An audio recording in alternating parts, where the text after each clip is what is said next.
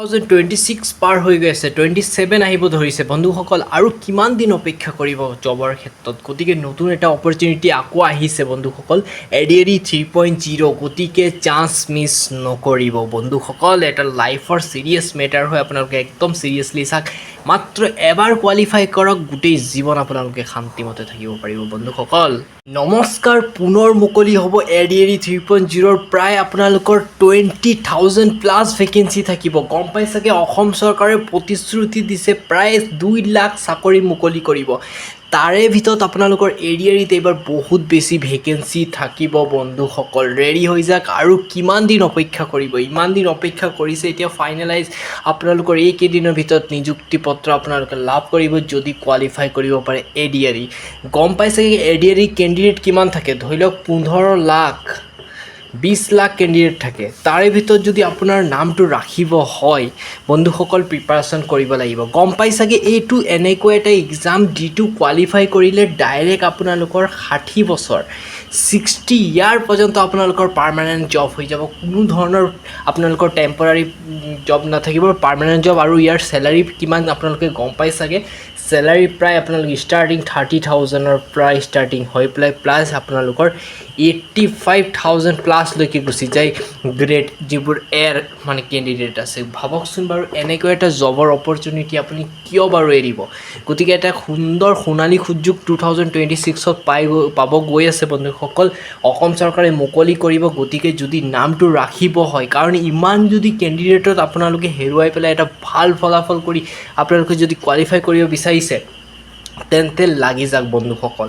আৰু ইয়াৰ চিলেবাছ পেটাৰ্ণটো আপোনালোকে গম পাই চাগে। ইয়াৰ চিলেবাছ পেটাৰ্ণৰ ক্ষেত্ৰত আপোনালোকৰ GKৰ নলেজ থাকিব, যাক নেকি কয় জেনেৰেল নলেজ। আপোনালোকৰ নেক্সট থাকিব ৰিজনিঙৰ পিছত আপোনালোকৰ মেথামেটিক্স থাকিব। কিন্তু বহুতো কেণ্ডিডেটে ভয় খাই থাকে যে আৰে ক'ৰ পৰা কুৱেশ্যন আহিব, কি ধৰণৰ আহিব, একো বুজিয়ে নাপাওঁ। একো নহয়, আপোনালোকে কি কৰিব, বেচিকৰ পৰা ষ্টাৰ্ট কৰিব লাগিব। এতিয়া বেচিক কি বস্তু সেইটো বহুত বেছি কেণ্ডিডেটে ভয় খাই থাকে। বেচিক বস্তুটো আপোনালোকৰ একো ডাঙৰ কথা নহয়। আপোনালোকে যিকোনো ইউটিউব চেনেলত মেথছৰ বেচিক বুলি কওক, বেচিক টু এডভান্স বুলি মানক, এনেকুৱা চিৰিয়েলি ভিডিঅ' আছে, 1 2 3 4 এপিছ'ড ৱাইজ আছে। আপোনালোকে সেই এপিছ'ডবোৰ এতিয়াৰ পৰা ফ'ল' কৰা ষ্টাৰ্ট কৰি দিয়ক। 100% চিৰিয়ৰিটি দিব পাৰে আপোনালোকৰ মেথছ আৰু ৰিজনিংটো ক্লিয়াৰ হৈ যাব। ADADত বহুতো কেণ্ডিডেটে ভাবি থাকে কি, মোৰ যদি GKটো ক্লিয়াৰ হৈ যায় মই ADAD কোৱালিফাই কৰি লওঁ। এইটো এটা ভুল ধাৰণা।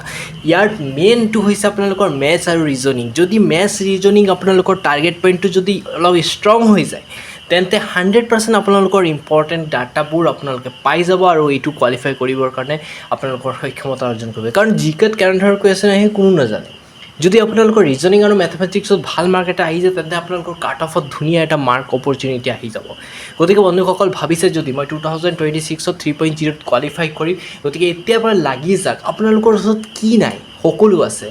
ক'ব গ'লে চাওক, ADAD 2 বছৰ হৈ গৈছে, দুবাৰ ADAD হৈছে, আৰু দুবাৰ হোৱা যিকোনো কুৱেশ্যন পেপাৰবোৰ আপোনালোকে এতিয়াৰ পৰা ষ্টাৰ্টিং কৰি দিয়ক।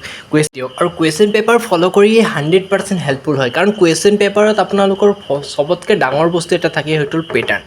সেই পেটাৰ্ণটো আপোনালোকে গম পাই যাব যে কোনটো কুৱেশ্যন পেপাৰত কেনেধৰণৰ কুৱেশ্যন পেটাৰ্ণ আহে, কোনটো কিমান থাকে। আপোনালোকে যদি চিৰিয়াছলি ভাবিছে মই 2026ত জব ল'ম বুলি, তেন্তে আপোনালোকে চিৰিয়াছলি এই পেটাৰ্ণবোৰ ফ'ল' কৰা ষ্টাৰ্টিং এতিয়াৰ পৰা কৰি দিয়ক। আৰু এই চেনেলটো এতিয়াই ছাবস্ক্ৰাইব কৰক। 100% ইম্পৰ্টেণ্ট ভিডিঅ', লগতে মই ADAD ক্লাছো এইকেইদিনৰ ভিতৰত আপোনালোকৰ আগবঢ়াম। 100% ইম্পৰ্টেণ্ট ডাটাবোৰ আপোনালোকক শ্বেয়াৰ কৰিবলৈ মই শ্বেয়াৰ কৰিম বন্ধুসকল। আপোনালোকে ৰেডি হৈ যাওক। আৰু যদি ভাবিছে মই 2026ত গভৰ্ণমেণ্ট জব ল'ম বুলি আৰু ADAD কোৱালিফাই কৰি এটা ভাল অপৰচুনিটি ল'ম তথা নিজৰ ফেমিলিটোক এটা ভাল সুন্দৰ জীৱন দিম বুলি ভাবিছে যদি, তেন্তে এই চেনেলটো ছাবস্ক্ৰাইব কৰক। তথা আমি আগবাঢ়িম আৰু আপোনালোকৰ লগত ভিডিঅ'বোৰ শ্বেয়াৰ কৰিম। যিবোৰ ডাটা আছে মই আপোনালোকৰ লগত গোটেইকেইটা শ্বেয়াৰ কৰি দিম। আৰু বন্ধুসকল, আপোনালোকে মুঠতে এই চেনেলটো ছাবস্ক্ৰাইব কৰক, আপডেটবোৰ পাই থাকিব। ধন্যবাদ। নেক্সট ভিডিঅ'ত বাকী আপডেটবোৰ দি দিম।